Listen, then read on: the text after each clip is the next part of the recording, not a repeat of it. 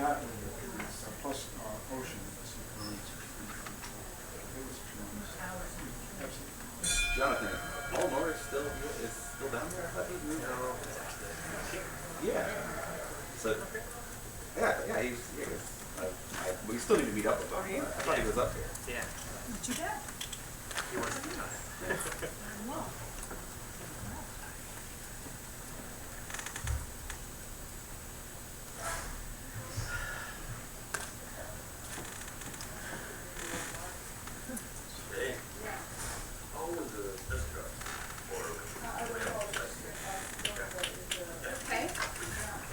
Good morning, everyone. I get to introduce today's speaker, Dr. Jonathan Wynn. This is a bit of a stressful intro because I'll care about it if I mess it up. Jonathan is a biogeochemist.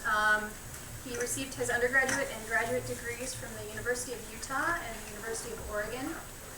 He then moved to the Australian National University as an NSF International Fellow for a 2-year postdoc, followed by postdoctoral work at the University of St. Andrews, before he moved to the University of South Florida, where he's currently an associate professor. And he's in his final weeks of a sabbatical year, which he chose to spend in Washington, D.C. for some reason. So Jonathan can be, his research, I was trying to think about how to sum up his research, and one way of characterizing Jonathan's research program is that he has a penchant for really exotic, really remote field work. So in the decade and a half that I've known Jonathan, several times a year he's disappeared off to some remote corner of the planet for months at a time. There was a rumor in graduate school that he was CIA that hasn't entirely been confirmed yet. So he's typically gone off to East Africa, where he's done a lot of work going back to actually his undergraduate days on the paleo landscape and essentially the geological context of human evolution, so understanding what the landscape and the climate was like at critical points in human evolution. So on a scientific front, though, Jonathan's research can be characterized by the use of light-stable isotopes as proxies for various indicators of environmental conditions, paleo landscapes, paleo climates, and how those relate to various changes in the environment, either on the biological side or on the geological side. He, as I said, has focused a lot on looking at the environmental evolution around human evolution, but he's also worked on modern systems, looking at carbon cycling through various ecosystems in Australia. And the work that he's going to talk to us about today is actually something very recent that he started, very exciting, looking at isotope proxies for ocean acidification in the polar ocean basin. So starting a few years ago, he's gone on a series of research cruises to the polar regions and has been instrumental in pushing the use of a really novel instrumentation that he'll tell about, a novel type of field mass spectroscopy to look at very high spatial and temporal resolution records of seawater isotope composition as a proxy for how the polar oceans are changing. And so this is the work that he's going to tell us about today. Jonathan. All right, well, thank you very much for that nice introduction, and also for the opportunity to talk here at Carnegie. Hopefully this will be a refreshingly cool topic for a warm summer day like today. So I'll talk a little bit about some of the work that I've started fairly recently in the Arctic that I've been able to pursue in more detail while on a sabbatical during the last year. This all started with an opportunity that came along to me through a colleague at the U.S. Geological Survey in St. Petersburg to join as Science of Opportunity alongside extended continental shelf surveys of the Canada Basin. So we worked with a group of geophysicists collecting data through very poorly documented regions of the continental shelf. The main purpose of the cruise is collecting bathymetric data and a little bit of seismic data to document the extended continental shelf of the United States. Because this was a nice opportunity to collect data on inorganic carbon, on ocean acidification, on processes driving ocean acidification in a poorly known region, we had the opportunity to do our science alongside the extended continental shelf surveys that brought a couple of icebreakers into the Canada Basin for 3 years of survey.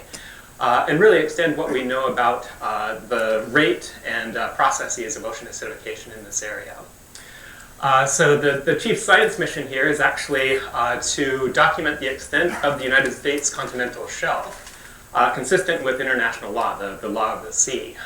And the main data collection on board the cruises was bathymetric surveys, high-resolution multi-beam sonar data collected particularly in the shelf region, but looking at potentially the ability of the US to extend their legal domain over the continental shelf into the Canada Basin, and trying to understand where that shelf actually extends using bathymetric data and seismic data.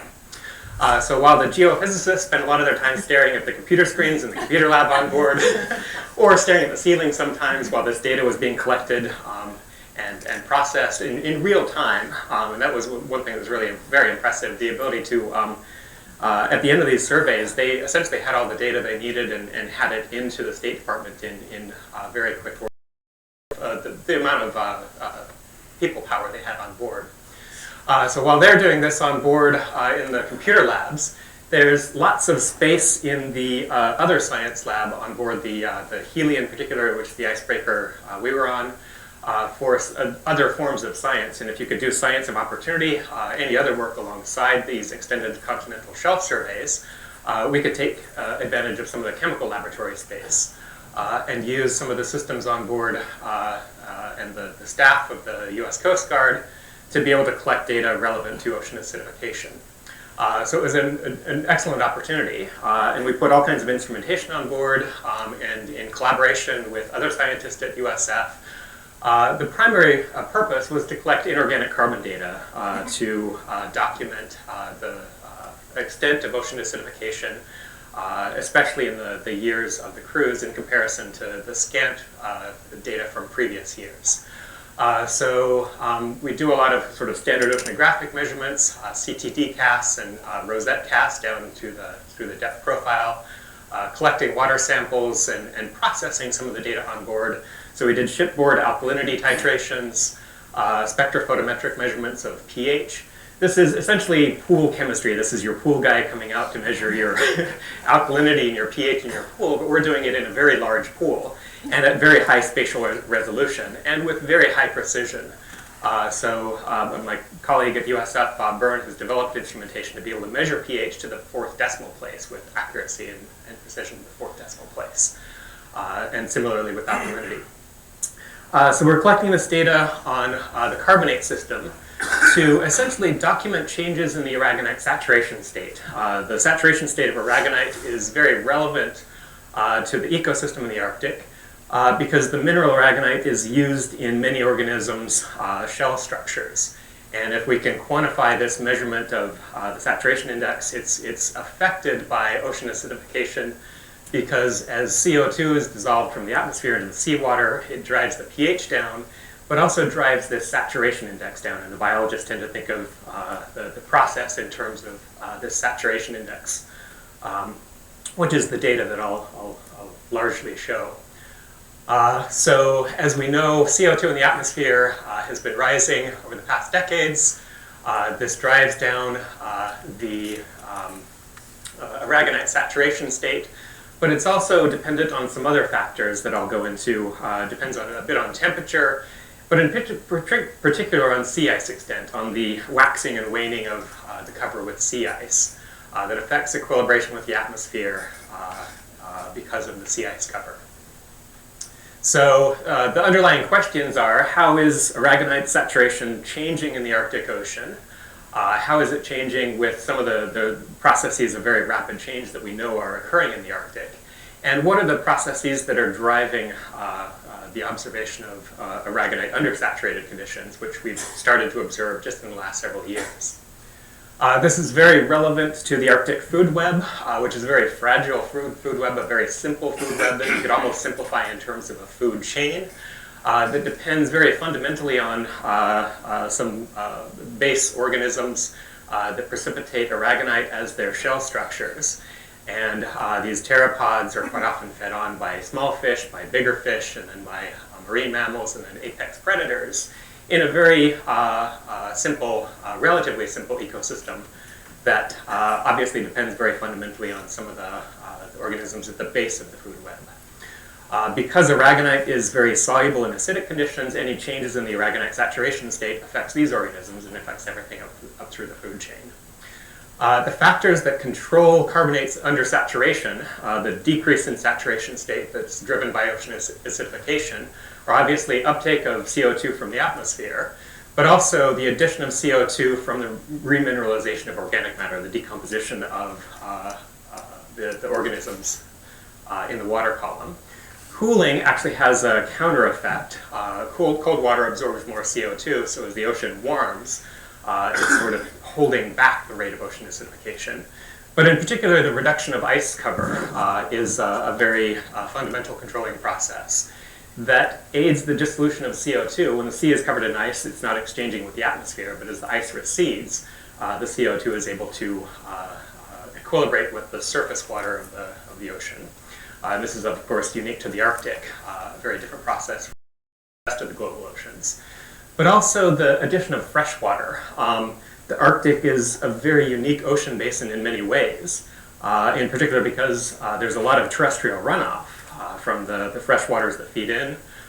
There's direct rain and snowfall and sea ice melt that are actually diluting the alkalinity and diluting the buffering capacity of the surface seawater.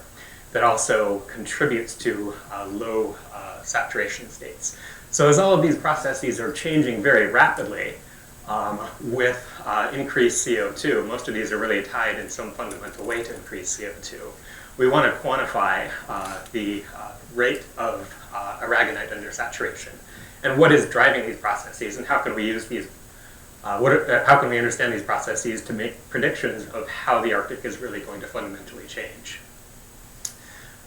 So to get to some of the data, first of all, there were early suggestions in a paper in 2009 in Science from a very few stations. These are surface water samples collected from 2008 that started to show aragonite's undersaturated conditions. So this is where the saturation index goes below a value of 1 at saturation. Undersaturated conditions are conducive to the dissolution of aragonite. And there were a few stations that started to pop up with aragonite undersaturated conditions. All of the models prior to this would have predicted that certainly the Arctic would be the first of the global oceans to start becoming undersaturated with respect to carbonate minerals like aragonite.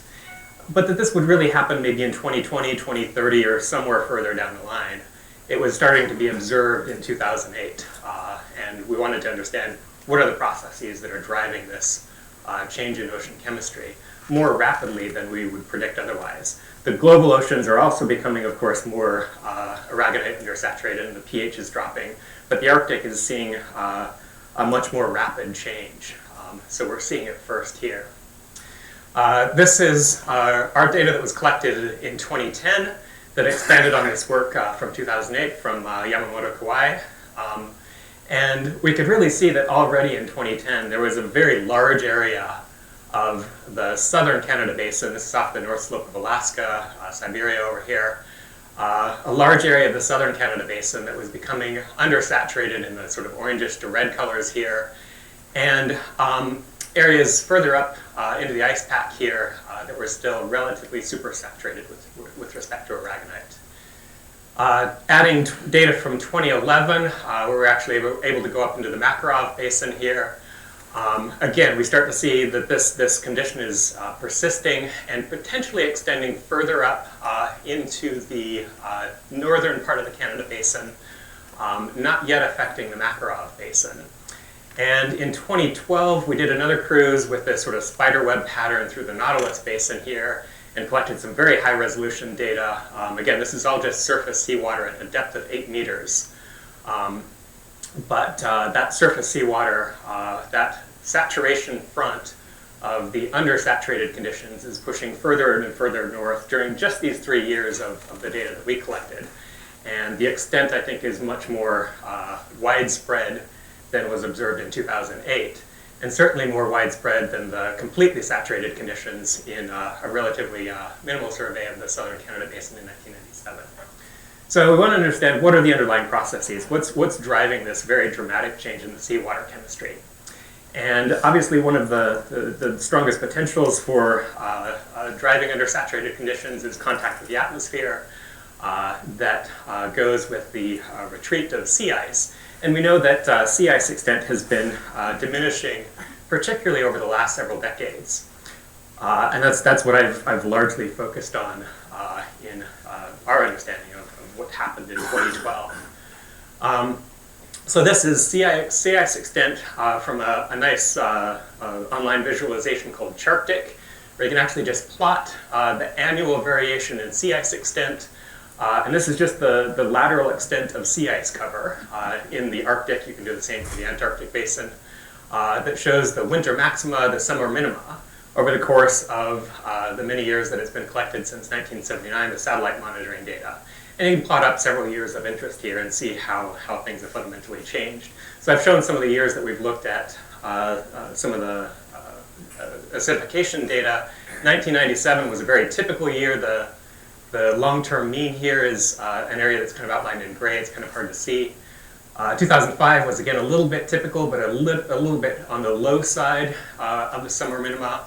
As we start getting into 2008, 2010, 2011, it's dropping down further and further. The sea ice is retreating back further and further during the summer. The maxima is staying about the same. It's this summer minimum that is rapidly expanding. And then in 2012, we hit a new low until potentially this coming summer. And this set all records of the last year of the cruise data that we collected.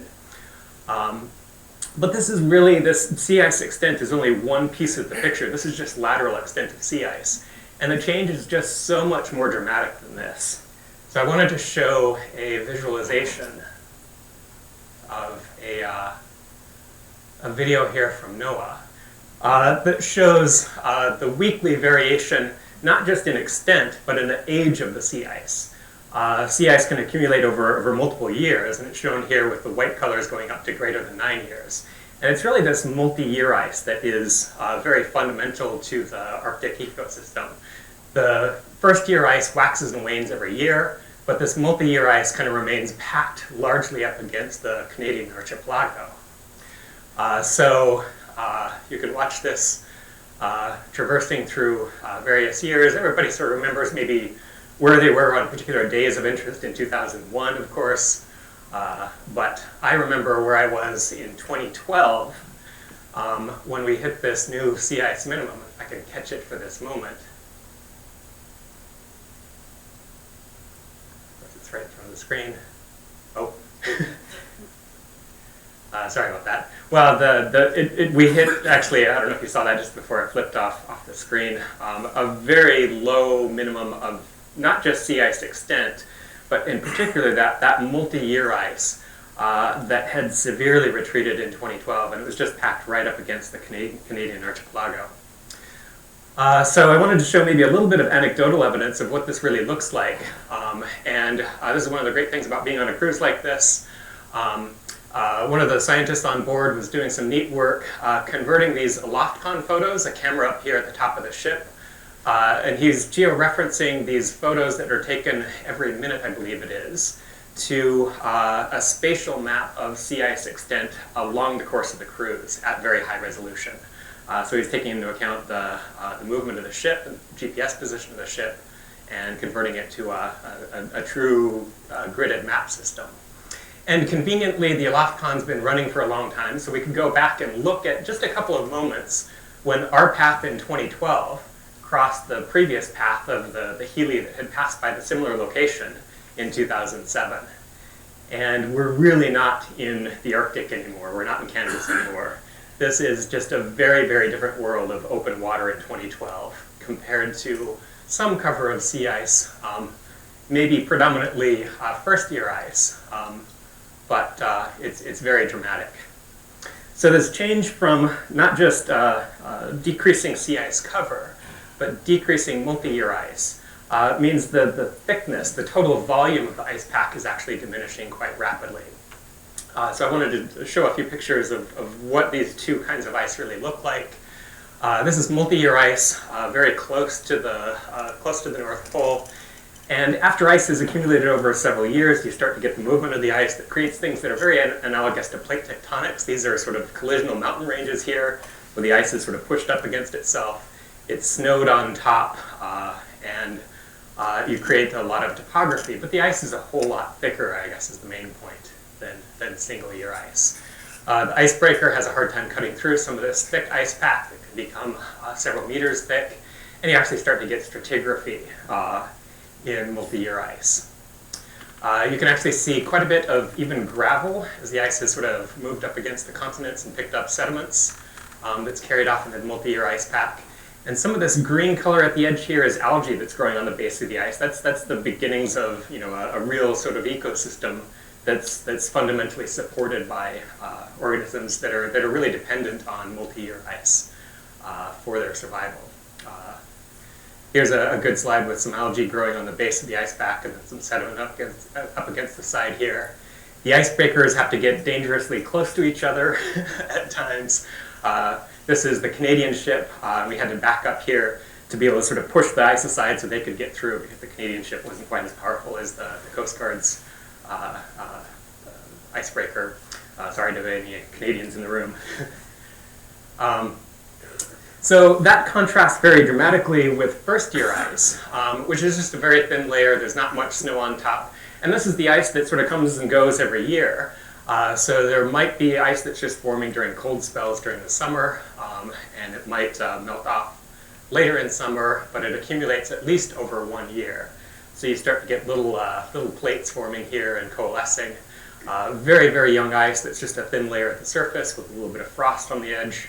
This is obviously very different for the ecology of what's depending on this ecosystem.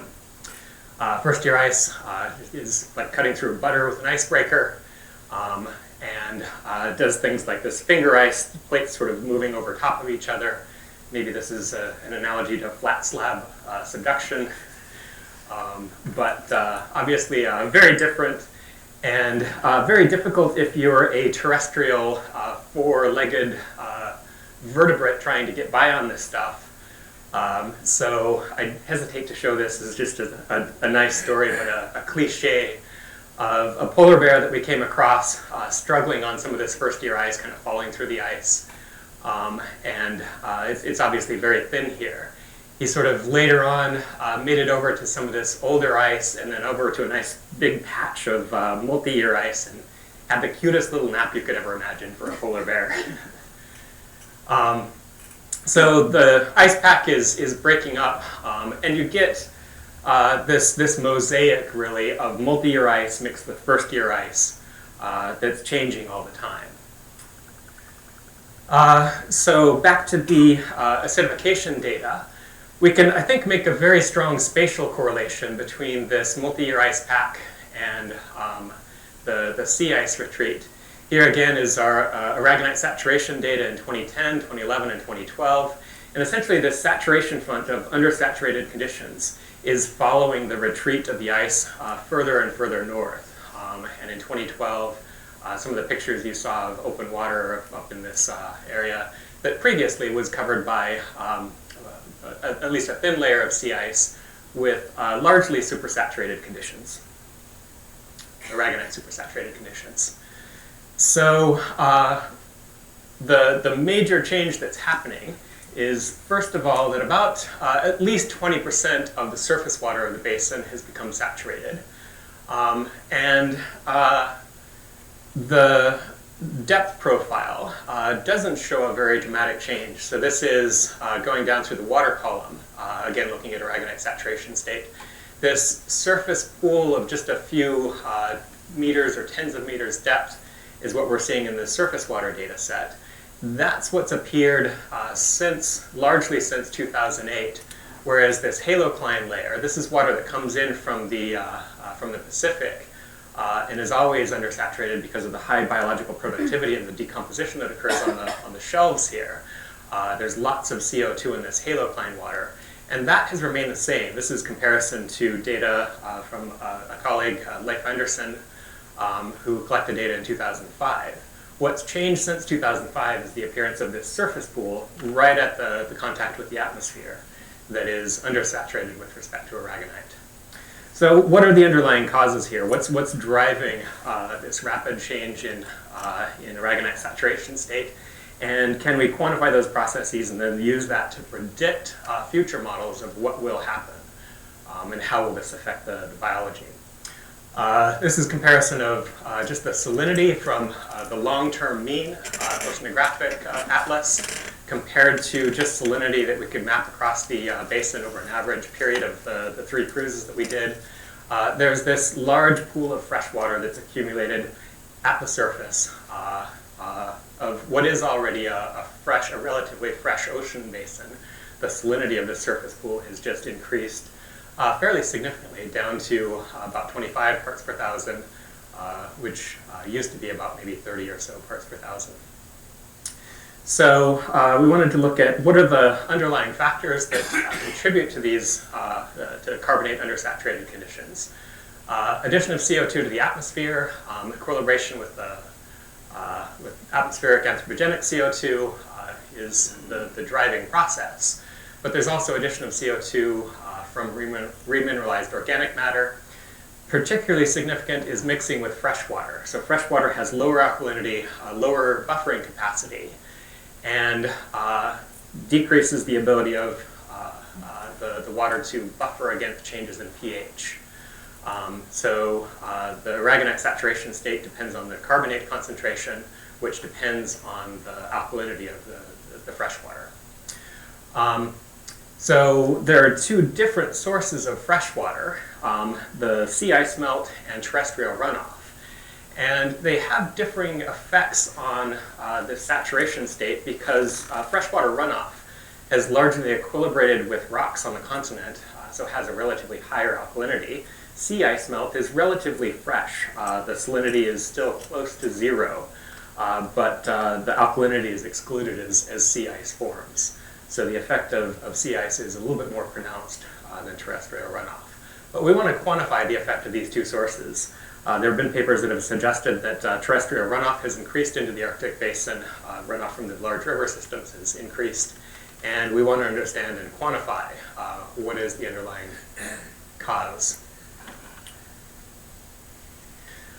So to think about that, I wanted to just review a little bit the currents of the Arctic basin.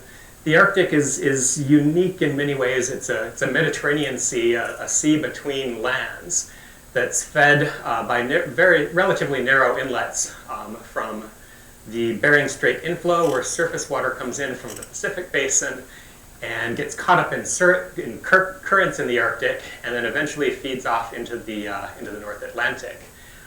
This inflow is counterbalanced by the deep Atlantic current, which brings in relatively warm subsurface water that's much more saline and maintains this low salinity sort of pool of water that sits at the surface that's much lower, significantly lower salinity than the Atlantic. So the salinity of the Bering Strait inflow is about 33 parts per thousand, 35 parts per thousand for the Atlantic. And all of this is modified by the currents within the Arctic. The most significant in the Western Arctic in the Canada Basin is the Beaufort Gyre, which is coupled to the atmosphere, and essentially traps the surface seawater pool in a circular current across the basin.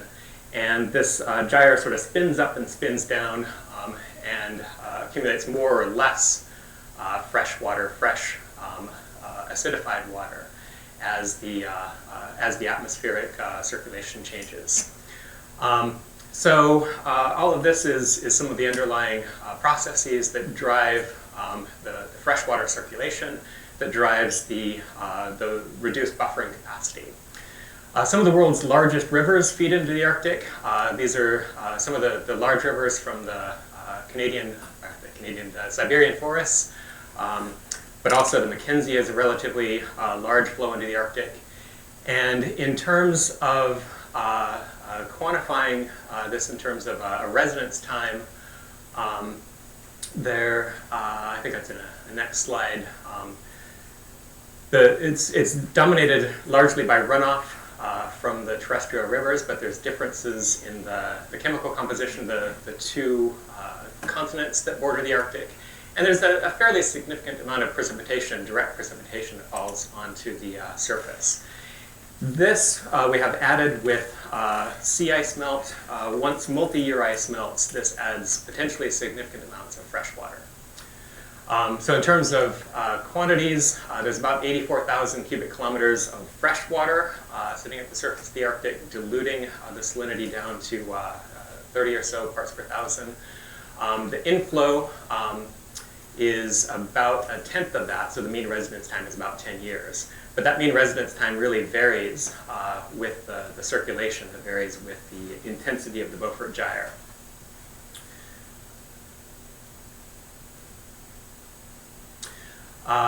We know from remote sensing data that freshwater has accumulated underneath the Beaufort Gyre. This is the Canada Basin that we're looking at right here. That shows this large pool of fresh water that accumulated over the course of the three cruises that we're collecting. Obviously the salinity is much lower than is typical of this basin. So we want to understand what the source of this fresh water is. And we can use a very convenient freshwater tracer to quantify these two very different end members, sea ice melt versus terrestrial runoff. So we can use an ultimate conservative tracer of water source, very small differences in the isotopic composition of seawater that relate to the isotopic substitution of oxygen in the water molecule, that are very distinguishable in terms of delta 18O values. This difference of 20 per mil is readily measured by mass spectrometry. So I put this slide in to show this very large range in isotopic composition, but also to show the kinds of fun you can have when mixing beer and isotopes.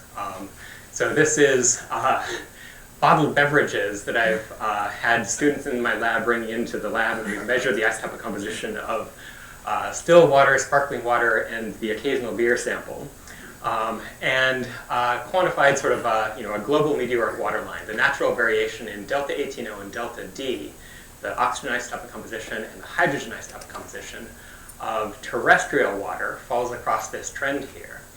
And sea ice melt and terrestrial runoff in the Arctic are at the two opposite ends of this spectrum. So this is snowfall, or what's typical of the Arctic river systems, is about minus 20 per mil or lower in terms of delta 18O values, whereas sea ice is close to 0 per mil, close to the standard mean ocean water, which is a reference for isotopic composition of seawater. So these two span the range from precipitation in Victor, Idaho, and the Teton Range, versus precipitation in East Africa and in Ethiopia, for example. And that natural range gives us quite a bit of power to distinguish these two sources using combined conservative tracers. So this goes back to an early paper by Herman Craig that sort of predicted trends in the salinity versus delta values. In this case, this would be either delta 18O or delta D. We'll use delta 18O for everything here, versus salinity in a purely schematic diagram. And we'd expect equatorial waters to have relatively shallow variation. But as you start to get to polar waters, you get more and more of this isotopically depleted, 18O depleted water that mixes with the seawater in a very steep trend, and the ability to distinguish between very different water sources. Freezing has very little effect on the isotopic composition, but a very dramatic effect on the salinity. So these processes give us something to be able to distinguish freshwater sources very quantitatively. The river systems that are feeding into the Arctic have delta 18O values that are close to about minus 20 per mil, and they've been monitored over several decades. These are sort of just long-term averages. And precipitation that falls in the Arctic is about minus 20 per mil. So that's a very, very large range of delta 18O values. And to quantify this mixing, we can look at a simple mixing diagram between three end members.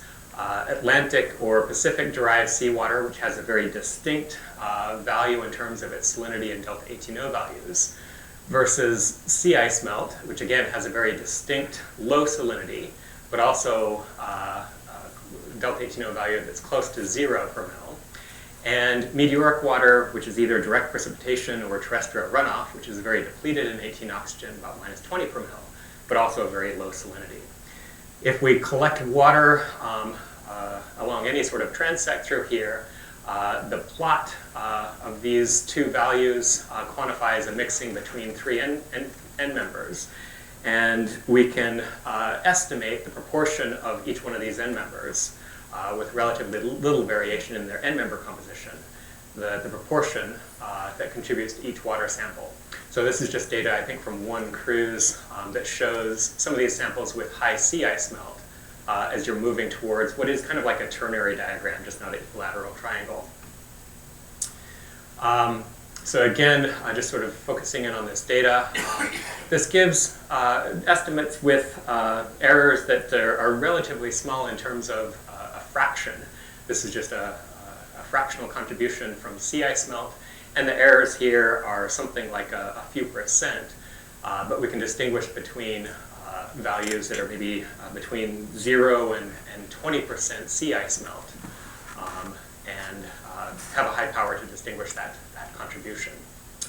So how does this map out in the surface water data? The fraction of sea ice melt, we've collected quite a few samples over the course of these cruises right alongside the aragonite saturation state samples. And we can see that, again, this pool of undersaturated water is accompanied by a high proportion of sea ice melt calculated from this mass balance and contributes to the aragonite undersaturated conditions. This is previous data from starting I guess this is 2007, not 2008, where we started to see about 15% sea ice melt in some stations near the surface. And in 2010 to 2012, we started to see this whole area that's covered with high proportions of sea ice melt, approaching 20%. And comparing this to average sea ice cover, again, you can see this front of increased sea ice melt tracking the retreating front of the sea ice during 3 years of cruises. That goes with and is a driving factor in the decreased aragonite saturation state. So to put it all together, the conclusions from largely from this are that aragonite saturation state is pretty well correlated to the fraction of sea ice melt. As the sea ice melt increases beyond about maybe 10% up to 20% here, that's where you start to reach these conditions where aragonite saturation state goes below a critical threshold here of about 1, like lines off a few pixels. The color axis here is the proportion of meteoric water. Meteoric water has a much a higher alkalinity than sea ice melt, so the aragonite saturation state, even with high meteoric water, is still relatively high. So I think fundamentally, it's the dilution of surface alkalinity with sea ice melt that is driving down the pH and the aragonite saturation state in this pool of acidified water in the southern Canada Basin. And this is largely driven by equilibration with the atmosphere, but that equilibration can be potentially very slow. So this shows the atmospheric, the PCO2 of the surface water in comparison with the background atmospheric PCO2 measured at the Barrow monitoring station just on shore. And we can maybe take this backwards from 2012, where the low saturation state values in the southern Canada Basin here are characterized by a high proportion of sea ice melt, but also by PCO2 that is reaching equilibration with the atmosphere. Whereas back in 2011, when the sea ice was sort of retreating partially, it does take actually probably more than a full season of exposure to start to reach equilibration with the atmosphere. And there's obviously biological processes that are going on here to both reduce PCO2 and increase PCO2 in the water column. But the PCO2 at this point hadn't really reached that equilibrium. And then back to 2010, where we had much sparser data and there were different instruments that were measuring PCO2, there really isn't any evidence of that exposure to the atmosphere that we see in 2012. So it takes a course of at least several seasons to start to draw down CO2 from the atmosphere to the point of equilibration. So what are we doing next? What's the next direction that I've been going? This is the work that I've actually been doing on sabbatical. Everything prior to this, we'd finished the analyses in 2012. But we did all of this work with discrete bottles. So having several people on board collecting samples 24 hours a day, every couple of hours or so, taking those bottles back to the lab and doing all the analyses over the ensuing years takes quite a bit of time.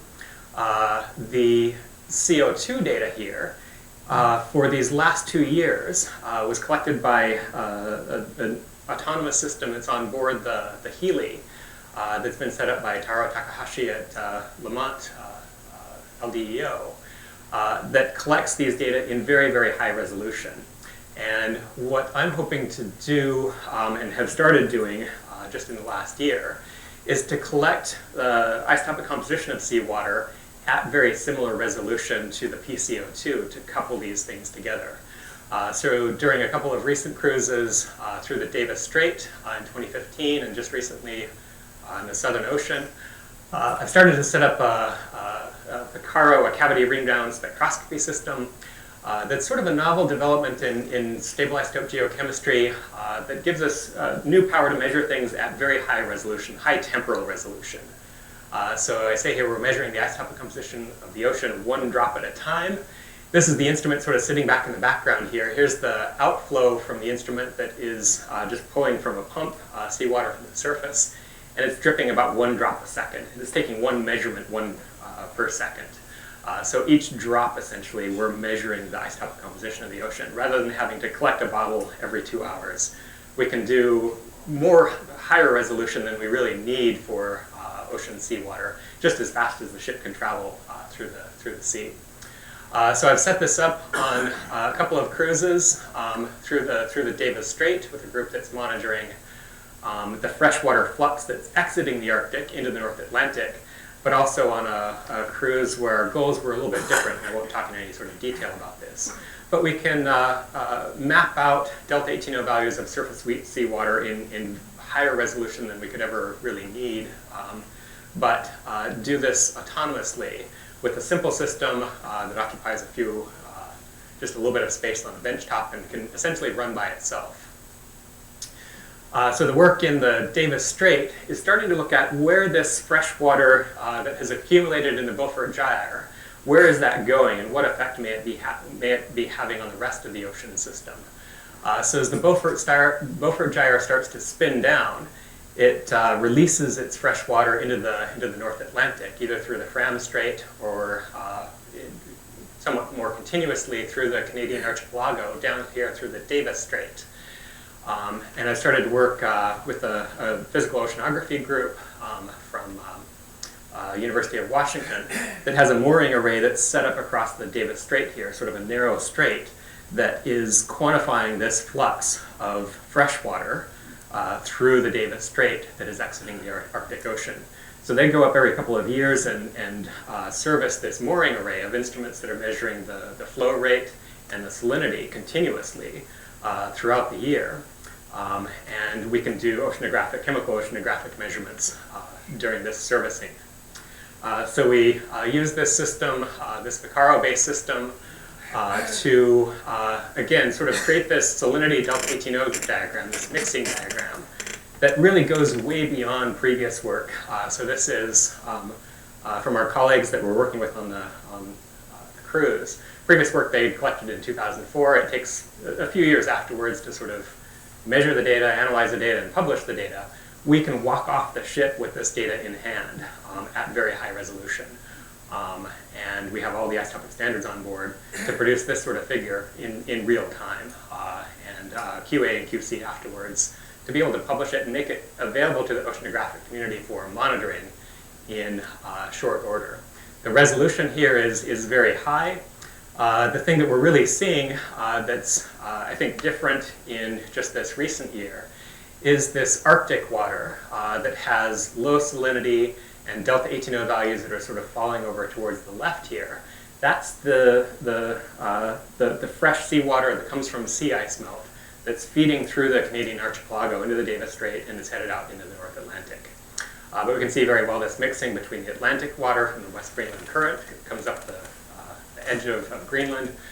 Greenland runoff from glaciers in Greenland is way down here towards the glacial end member, but we can start to see this mixing in particular regions, and we can map this out in very high resolution. So this is those 3 end members during the cruise to service the mooring array across the strait here, but also servicing some instruments down in the northern and southern part of this strait system. And we can really start to see this Arctic water, which is what we were, I think, seeing in the Canada Basin, coming down through the Davis Strait here, and quantify how much of it is coming from sea ice melt, how much of it is coming from the sea ice melt that we could see in 2012, how that comes through into the North Atlantic. We can also see things like and monitor things like runoff from glaciers in Greenland up in Disco Bay. You can see that component increasing very dramatically as we get closer to the shore. So I think my goals are set out for me here. What I'd really like to do is couple this monitoring system for water isotopic composition with seawater salinity systems, which are on board most oceanographic vessels, or every oceanographic vessel, and has been done for decades, with the shipboard PCO2 systems that Taro Takahashi has set up. This is the data, the very scant data from the Arctic that we coupled to be able to understand equilibration with the atmosphere. So if we put these 3 things together, we've got a very good tracer of water source and its contact with the atmosphere. And I should give credit to Niels Munksgaard, who developed this very simple inlet system for the cavity ring down spectroscopy systems that have been commercialized by several companies. This is just a simple piece of what's very, very similar to Gore-Tex tubing inside a little plastic chamber here that allows us to feed seawater through the system, equilibrate it so the seawater flows through the tube inside the center here. Dry air comes into the chamber and then exits into the analyzer, picks up the water vapor that's passed across the Gore-Tex barrier and into the analyzer. So it's very simple and cheap technology that Niels developed. They were starting to put these things out in the path of tropical cyclones in Australia a couple of years ago, and I had just gone to visit their lab and said, we've really got to put these on icebreakers. So that's what I want to do over the next several years. What's also next, during 2016, the ECS group is going back up to the Canada Basin after a several-year hiatus. And we're watching very closely the sea ice extent as this data proceeds in 2016. So one of these red lines here, it's kind of hard to see, is 2016. As the early spring proceeded, it looks like we were going to set a new minimum here, but it's sort of gone back closer to what it was like in 2012. But what's going to happen here in late September is really something we want to know. And we'd want to know how much sea ice melt is contributing to this process. So that's it. I want to thank lots of people I've worked with over the years, lots of friends and collaborators, and funding agencies for what I think is relatively cheap science. But the big money that goes into this work has gone into the extended continental shelf to fund the overall project. So their invitation to let us join on this work has been paramount to being able to collect this data. So thanks.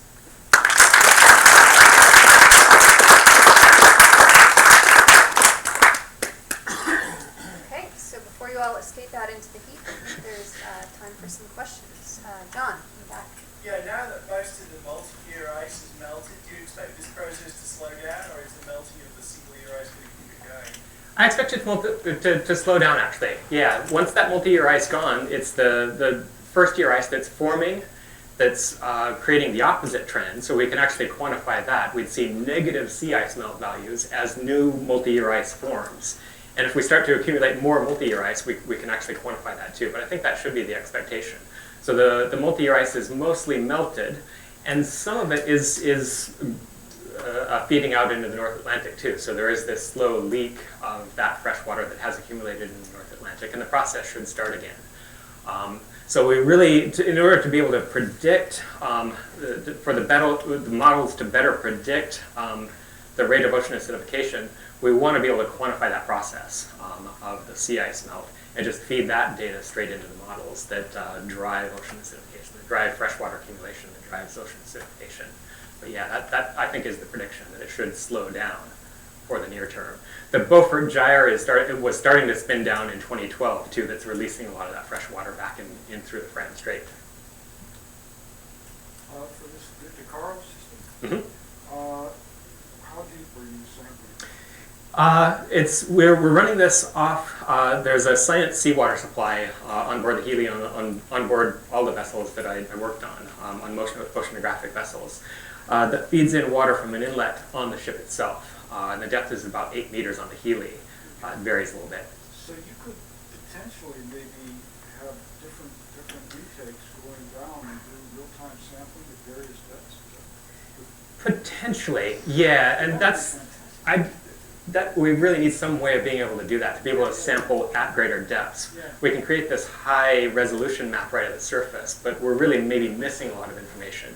And I think that's where the recent changes are really happening, is right at the surface, but we'd like to be able to measure things at maybe lower resolution down through depth. So if we could get some sort of system down to pump up from various depths, that might give us a little bit more of a profile and a better understanding of how that profile changes. Yeah, this is sort of analogous to the bathymetry. When I started in '64, it was to live across the Pacific. Yeah. You know, to the side scan sonar.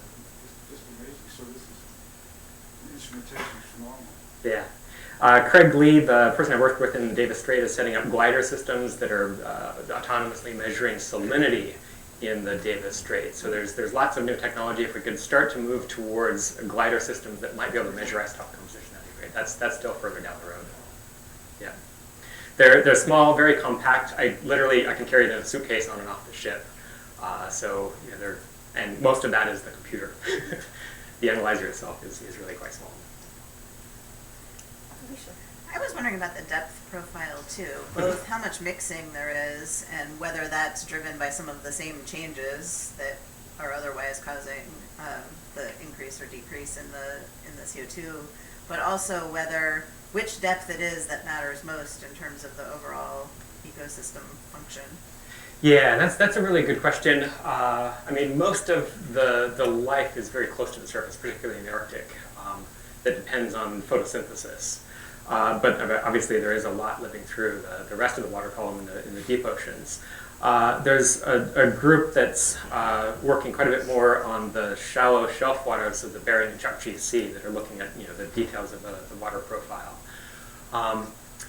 Depth, I think out in the Canada Basin, if the interest really is exchange with the atmosphere, we really just do want to see the surface that is changing so rapidly. But down at about 200 meters depth, there's the Arctic halo line that I showed in a profile. That is water that is coming in from the Pacific via the Bering Strait inflow. That is seeing the changes that I think are really happening on those shallow shelves, picking up more or less CO2 as you increase productivity, the temperature increases, and you're changing the biology there. So we really do want to see what's happening down to 200 meters would really be great. So does that not mix up to the surface and vice versa at all? No, it's controlled by salinity. So it has a density that stays at about 200 meters. And that will vary. There's a different flow that comes in during summer versus winter, depending on the temperature and salinity of the water that comes off the Bering Strait. But it largely doesn't mix until you get into the upper tens of meters or so. It's called a polar mix layer. that is actively exchanging with the atmosphere. But ultimately, if the mixed layer, it's sort of this cold, fresh lid that sits upon top there. If there are processes that are driving potentially mixing of that highly undersaturated water, that could be important. And obviously, sea ice retreat is potentially driving that towards more mixing. But it's still relatively deep at this point. So does anyone know what point in this Oregano saturation you'll get to ecological collapse? I mean, how low does it have to go? Yeah, that's a good question. And it's largely based on experimental results in the laboratory where you culture organisms under different pH conditions, but that's really not controlling this whole ecosystem very well.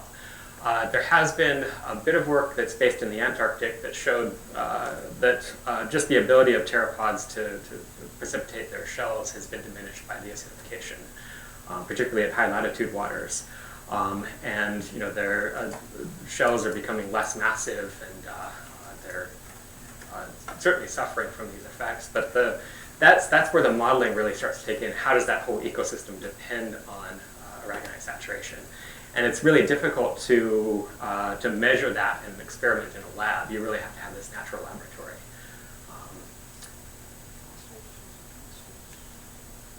Yeah. Is that where that's changing with your Oregano? Yeah. Mussel shells? Bivalves, mollusks, yeah, just anything that has a carbonate shell, either in coastal waters or in deep waters, anything that depends fundamentally on the precipitation of carbonate minerals, really suffers from the acidification. But there are obviously other effects on the organisms that depend on the mussels or on the pteropods or anything else. And maybe not in terms of precipitating carbonate minerals, but obviously pH is one controlling factor in an organism's life in the oceans. Yeah. I've seen some charts showing that it's a 1% reduction in the ice cover in the Arctic. Are there any projections of when we might have Ice-free conditions? Arctic? Yeah, that's a really good question. It will be very soon, I think. And obviously there's a lot of interest in when that will happen, both economically for changes in the fishing industry, changes in the ecology, changes in the shipping industry, but also in terms of changes in the ecology of the Arctic. Within decades, I think we'll have very, very much an ice-free Arctic in the summer at least. Or maybe sort of patches of first-year ice that are accumulating and not regenerating as multi-year ice. The projections, no, I think I'm thinking of projections for Oregano saturation, but it should be very shortly. And I'm still watching this data for 2016 because it's not looking good for this year. All right, there's a question back here too that I forgot about. Yeah, so you mentioned algae growing under the ice. What is the light penetration that you get? And as the ice thins, are you getting more algae, and how does that fit into the equation? Yeah, that's a good question. The ice, from what I understand, actually the algae is really thickest in kind of multi-year ice, but maybe not once it starts to get too thick that the light starts to diminish. So sort of, first, second year ice, you start to accumulate more in third and maybe fourth, but once you start to get to 10 years, it's getting too thick. And the algae is sort of getting mixed up in the pack of ice, really. But I think the real critical factor is when you have first year ice that completely retreats, there's no more substrate for the algae to attach to. And you go to this ice-free condition that it has to start all over again. So that process is kind of slow to grow a relatively thick layer of algae on second, third, and fourth year ice, for example. Okay, let's take one more question. You mentioned getting the data to Department of State. What about DOD? Are you interested? Not that not necessarily. The State Department was funding the extended continental shelf survey work, but Department of Defense, we obviously worked with the Coast Guard, and they're very interested. The Navy is very interested in ocean acidification in general. But this data really is publicly available, really, too, very quickly. So yeah, Defense obviously I think is very interested. Okay, Okay, so Jonathan will be here in DC for a couple more weeks before he leaves for his next CIA mission.